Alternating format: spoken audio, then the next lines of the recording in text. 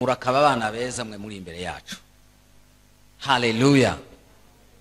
Kandi muje mwumva ko iyo mwakosheje turababara ukadusha ebawe cyane cyane yero nk'umwana w'umushumba. Umwana w'umushumba yakosheje we azasani ni nk'umuntu bashize kuri televiziyo. Yego wegira gutya bose bakababireje bati ariko bakagira ngo none umuntu abashizemo imbaraga ubazishizemo uko bishoboka ariko bikanga. Ariko turashima nako arayizigereka tugira ngo ntabwo muri mwenyine ndi kumwe nawe kuzageza komperuka yibiye ugashyira muri komisiyo hano kugira ngo urebe ko wahenda umuntu atagira aho yabura.